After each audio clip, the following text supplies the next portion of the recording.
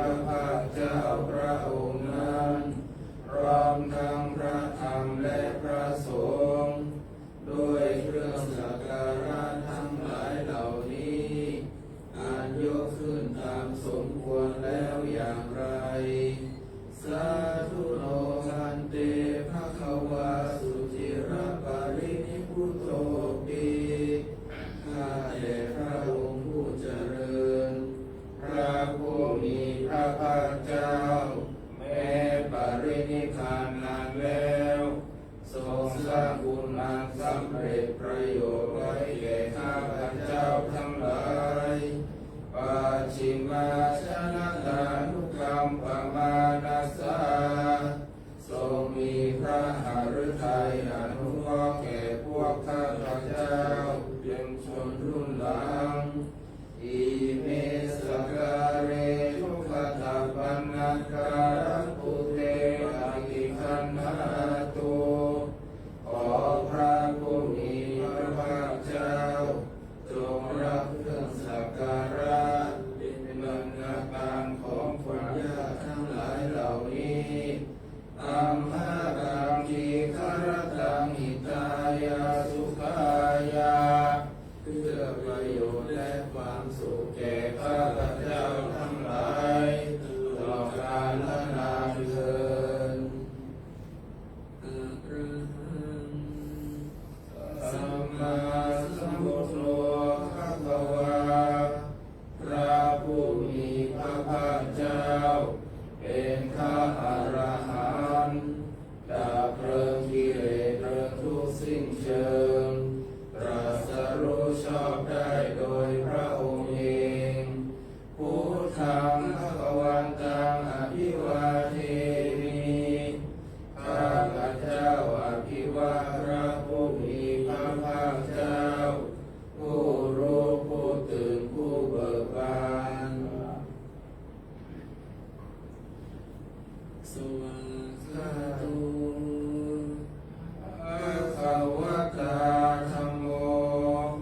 พระธรรมเป็นธรรมที่พระผู้มีพระภาคเจ้าตรัสไว้ดีแล้วธัมมังนัมมัสสามิข้าพเจ้านมัสการพระธรรมสุปฏิปันโนภะคะวะโตสาวกสังโฆพระสงฆ์สาวกของพระผู้มีพระภาคเจ้าปฏิบัติดีแล้วสังฆังนามามิข้าพเจ้านอบน้อมพระสงฆ์ธัมมยังพุทธัสสะภะคะวะโตอุปภาคนามาการังกะโรมาเสนะโมตัสสะภะคะวะโตขอนอบน้อมแด่พระผู้มีพระภาคเจ้าพระองค์นั้นอะระหะโตซึ่งเป็นผู้ไกลจากกิเลสสัมมาสัมพุทธัสสะตรัสรู้ชอบได้โดยพระองค์เองนะโมตัสสะภะคะวะโตขอนอบน้อมแด่พระผู้มีพระภาคเจ้าพระองค์นั้นอะระหะโตซึ่งเป็นผู้ไกลจากกิเลสสัมมาสัมพุทธัสสะตรัสรู้ชอบได้โดยพระองค์เองนะโมตัสสะภะคะวะโตขอนอบน้อมแด่พระผู้มีพระภาคเจ้าพระองค์นั้นอะระหะโตซึ่งเป็นผู้ไกลจากกิเลสสัมมาสัมพุทธัสสะตรัสรู้ชอบได้โดยพระองค์เองในทางปฏิบัตินะเราจะว่านะโมเฉยๆ2 รอบแล้วก็มาไปนะโมรอบสุดท้ายนะครับมัน3 ครั้งอย่างนี้นี่ฟังคำร้องเขาไปก่อนนะ ท่านธรรมยังพุทธาภิทุติงกโรมาเสโยโสตถาคโตพระตถาคตเจ้านั้นพระองค์ใดอรหังเป็นผู้ไกลจากกิเลสสัมมาสัมพุทโธเป็นผู้ตรัสรู้ชอบได้โดยพระองค์เองวิชาจารณสัมปันโนเป็นผู้ถึงพร้อมโดยวิชาและจารณะสุขโตเป็นผู้ไปแล้วด้วยดีโลกอวิโตเป็นผู้รู้โลกอย่างแจ่มแจ้งอนุตตรปุริสธรรมสารถิเป็นผู้สามารถฝึกบุรุษที่สมควรฝึกได้อย่างไม่มีใครยิ่งกว่าสัทธาเทวมนุษย์สานังเป็นครูผู้สอนของเทวดาและมนุษย์ทั้งหลายพุทโธเป็นผู้รู้ผู้ฝึกมาด้วยธรรมภคะวาเป็นผู้มีความจำเริญจำแนกคำสั่งสอนสัตว์โยหิมังโลกังสเทวกังสมาลกังสพรหมกังสัสสะมณพรหมติงปัจฉังสเทวามนุสังสยังอภิญญาชจิตตวาภเวเทสีพระผู้มีพระภาคเจ้าพระองค์ใดได้ทรงนำความดับทุกข์ให้แจ้งด้วยพระปัญญาอันยิ่งเองแล้ว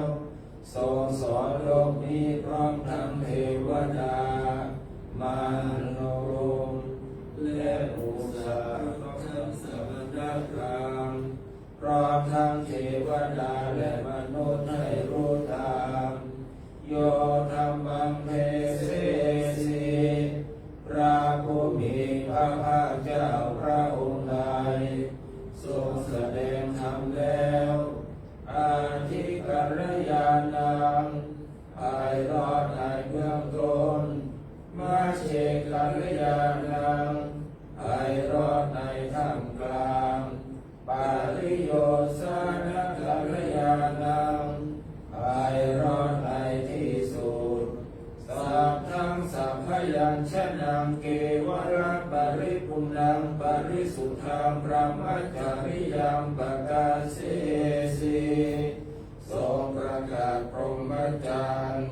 คือแบบแห่งการปฏิบัติอันประเสริฐบริสุทธิ์บริบูรณ์สิ้นเชิงพร้อมทั้งอัตถะพร้อมทั้งพยัญชนะตังอภิปูชยามิข้าพเจ้าบูชาอย่างยิ่งเฉพาะพระผู้มีพระภาคเจ้าพระองค์นั้นตามหังภคะวันตังศิลสานามามิข้าพเจ้านอบน้อมพระผู้มีพระภาคเจ้าพระองค์นั้นด้วยเสียงกล่าวว่าท่านธรรมยังธรรมาภิทุติงกโรมาเสโยโสสวาคาโตภควตาธัมโมพระธรรมนั้นใดเป็นสิ่งที่พระผู้มีพระภาคเจ้าได้ตรัสไว้ดีแล้วสัทธิติโกเป็นสิ่งที่ผู้ศึกษาและปฏิบัติพึงเห็นได้ด้วยตนเองอาการิโกเป็นสิ่งที่ปฏิบัติได้และให้ผลได้ไม่จำกัดการเอหิปัสสิโกเป็นสิ่งที่ควรกล่าวกับผู้อื่นว่าท่านจงมาดูเ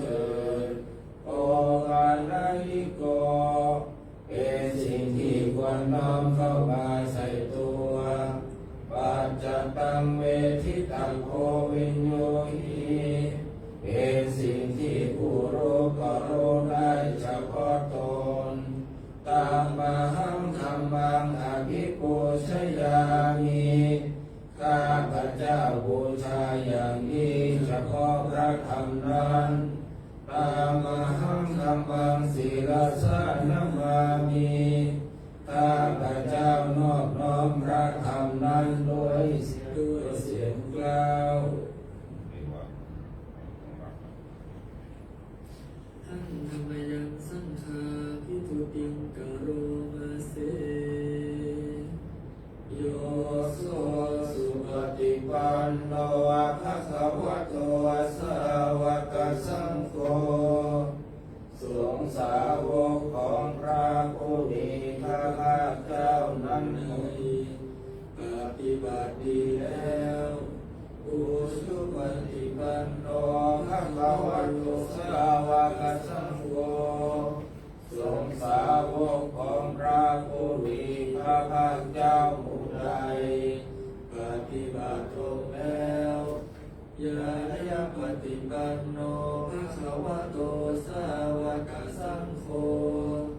สงฆ์สาวกของพระผู้มีพระภาคเจ้าผู้ใดปฏิบัติเพื่อรู้ธรรมเป็นเครื่องออกจากทุกข์แล้วสามีจิปฏิปันโนภะคะวะโตสาวกสังโฆสงฆ์สาวกของพระผู้มีพระภาคเจ้าผู้ใดปฏิบัติสมควรแล้วญาติขังได้แก่บุคคลเหล่านี้คือจาตาริบุริสายุคานิอัตถาบุริสาบุคลาผู้แห่งบุรุษสี่ผู้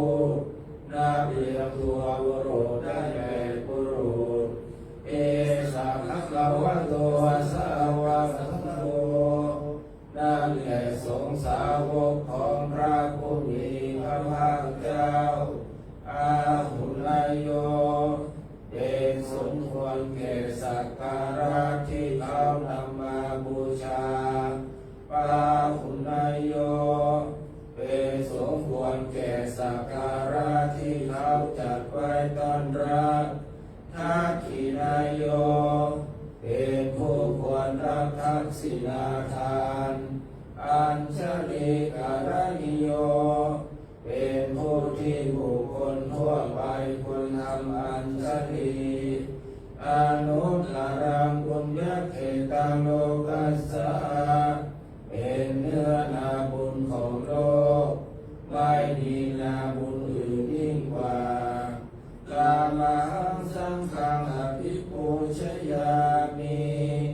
ข้าพระเจ้าบูชาอย่างยิ่งเฉพาะพระสงฆ์หมู่นั้นตามหังสังฆังศีลสานามามิข้าพระเจ้านอบน้อมพระสงฆ์หมู่นั้นด้วยเสียงกล่าวท่านธรรมยังรัตนาตยปนามคาทายโยเจวะสังเวคาปริกิตนาปาทิจาพนามาเสพุทโธสุโธกรุณามหันโวพระพุทธเจ้าผู้บริสุทธิ์มีพระกรุณาดุจห่วงมหันโลกโยจันตสุขัพพรยานโลจโนพระองค์ใดมีตาคือญาณอันประเสริฐอบสดถึงที่สุดโลกัสสะปะปุปักกิเลสคาตโกเป็นผู้ฆ่าเสียซึ่งบาปและอุปกิเลสของโลกวันหานิพุทธังอาบาคะเลนะตังข้าพระเจ้าไหว้พระพุทธเจ้าพระองค์นั้นโดยใจเคารพเอื้อเฟื้อสร้างโมกทิโปวิยตัสสะสัตถุโนพระธรรมของพระศาสดาสว่างรุ่งเรืองเปรียบดวงพระอาทิตย์โยมัคคะมัคคามัคคะเพทพินนโกจำแนกประเภทคือมรรคผลนิพพานส่วนใดโลกุตตะโลยจักขัตตทิปโนซึ่งเป็นบัวโลกุตตระ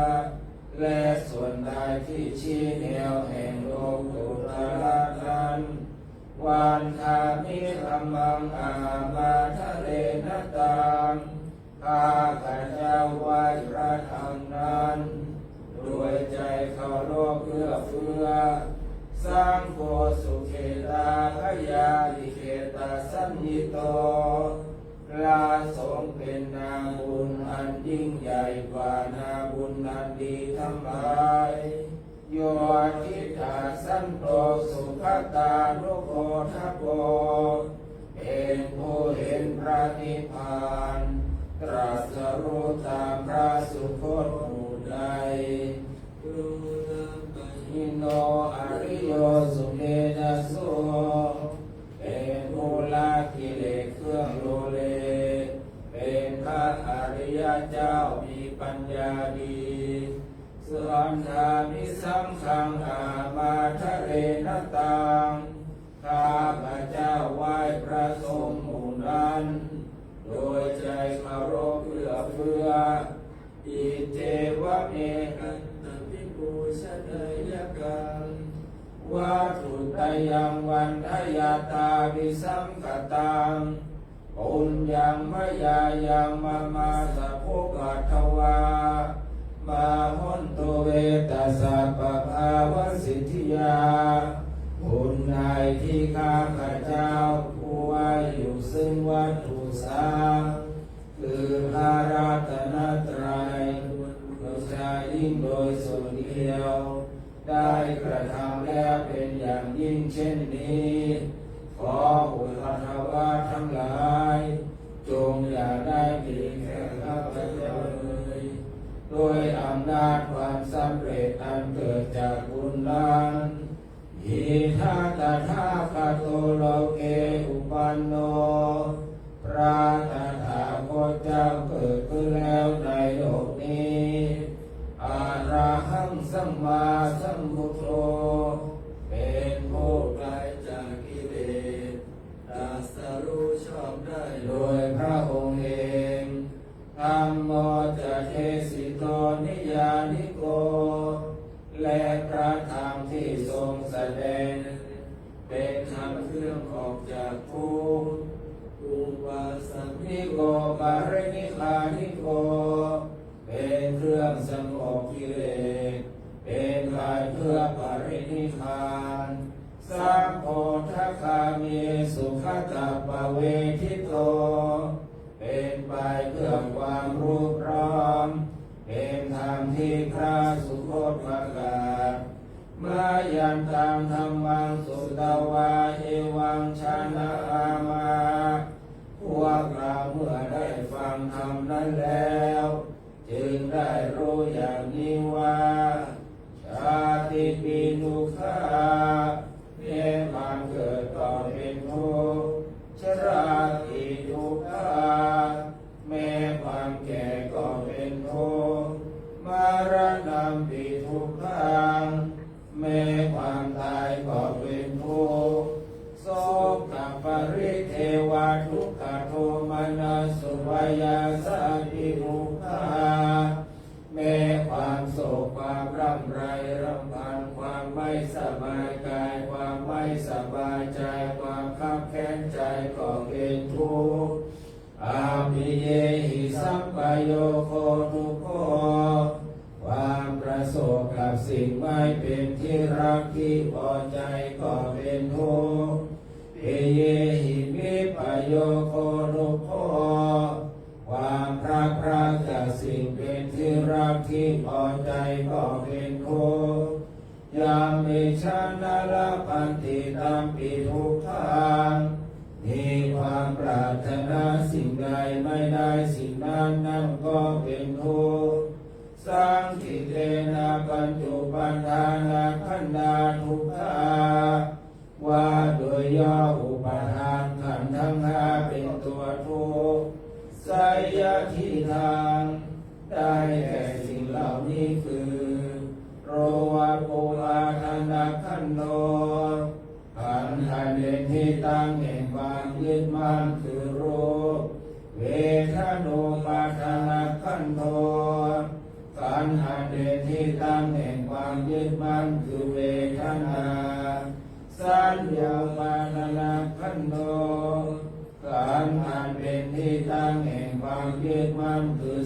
ญา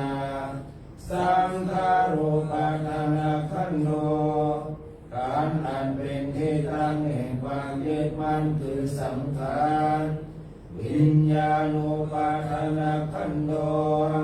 การอันเป็นที่ตั้งแห่งความยึดมั่นคือวิญญาณเยสัมปริญญายาเพื่อให้สาวกกำหนดรอบรู้อุปทานขันธ์เหล่านี้เองทารมโนโสภควาจึงพระผู้มีพระภาคเจ้านั้นเมื่อยังทรงพระชนอยู่เอวังพระอุรังสาวกเอวิเนติยอมทรงแนะนำสาวกทั้งหลายเช่นนี้เป็นส่วนมากเอวังภาคาจะปัญญาสาภควะโตสาวกเกสุอนุสาสนีอุลาภวัตติอันหนึ่งคำสั่งสอนของพระผู้มีพระภาคเจ้านั้นย่อมเป็นไปในสาวกทั้งหลายส่วนมากมีส่วนคือการจำแนกอย่างนี้ว่าโรปังอนิจจังโรไม่เที่ยงเวทนาอนิจจาเวทนาไม่เที่ยงสัญญาอนิจจาสัญญาไม่เที่ยงสังขาราอนิจจาสังขารไม่เที่ยงวิญญาณังอนิจจังวิญญาณไม่เที่ยงโรปังอนัตตาโรคไม่ใช่ตัวตนเวทนาอนัตตาเวทนาไม่ใช่ตัวตนสัญญาอนัตตาสัญญาไม่ใช่ตัวตนสังขาราอนัตตาสังขารไม่ใช่ตัวตนวิญญาณังอนัตตาวิญญาณไม่ใช่ตัวตนสัพเพสังขาราอนิจจาสังขารทั้งหลายทั้งปวงไม่เที่ยงสัพเพธัมมาอนัตตาติธรรมทั้งหลายทั้งปวงไม่ใช่ตัวตนดังนี้เตมายังโมตินามาหาพวกเราทั้งหลายเป็นผู้ถูกครอบงำแล้วชาติยาโดยความเกิดชรามรณะนาโดยความแก่และความตายโสเกหิปาริเทเวหิยุเกหิโทมานาเสอุปยาเสโดยความโศกความร่ำไรลำพังความไม่สบายกายความไม่สบายใจความข้าแค้นใจทั้งหลายทุกขตินาเป็นผู้ถูกความทุกข์อย่างเอาแล้วทุกขปาริตาเป็นผู้มีความทุกข์เป็นเบื้องหน้าแล้วอาเปวนามิมาสะเกวราสะทุกขคันทัสสะอันตะกิริยาปัญญาเยธาติตามชนะนั้นทางที่สุดแห่งกองทุกข์ทั้งสิ้นนี้จะพึงปรากฏชัดแก่เราได้เจระปรินิพพุตังปิตังภคะวันตังอุทิสาอรหันตังสัมมาสัมพุทธังเราทั้งหลายอุทิศเฉพาะพระผู้มี พระภาคเจ้าผู้ไกลจากกิเลสตรัสรู้ชอบได้โดยพระองค์เองแม้ปรินิพพานนานแล้วพระองค์นั้นสัทธาอัคคารสัมมาอ นาคาริยาปภาชิตาเป็นผู้มีศรัทธา ควรจะ จะเพื่อนมั่น ไม่เกี่ยวข้องด้วยเรื่องแล้ว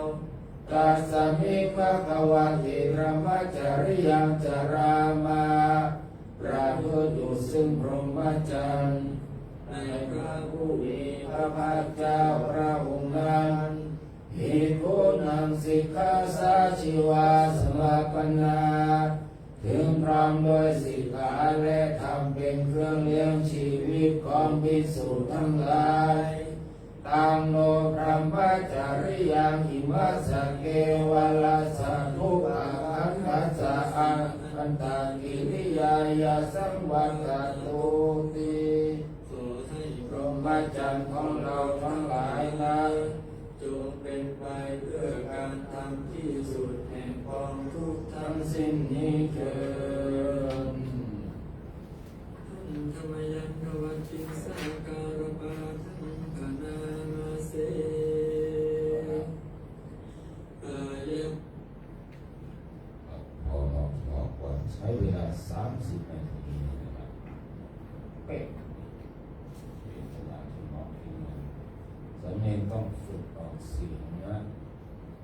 ให้เราสวดพร้อมๆกันเสียงดังเป็นบางหัวนะครับเน้นเสียงเวลาจะดีนะเพราะว่าไม่กล้าเปลี่ยนเสียงลูกคอก็เลยไม่ได้ทำงานอาจารย์นี่ผมนี่นำอาจารย์ก็ว่าตามได้นะผมดูว่านำเราก็ว่าได้เสียงน้อยเสียงใหญ่เสียงในกลางนะแล้วก็สามารถที่ปรับคีย์เข้ากันให้นั่นเพื่อให้เป็นการสวดให้มันเข้ากันเราจะสัก8 โมงครึ่งเนาะเราน่าจะมาซ้อมกันมาเอาเฉพาะฉากสักนี้นะซ้อมกันสักรอบ2 รอบให้เป็นเสียงดังๆมาคุณหลายลูกไม่กล้าแต่ถ้าไม่กล้าที่จะเป็นเสียงกลัวผิดก็วันนี้ก็ถือว่าเป็นการฟังคำร้องของเราอาจารย์ก็วัดคนไหนที่เขาวัดเราก็เอาปากกามาขีดไว้นะครับจะได้ตายฉบับนี้ให้เป็นต้นฉบับต่อไปครับฟังคำสมาธิหน่อยเนาะ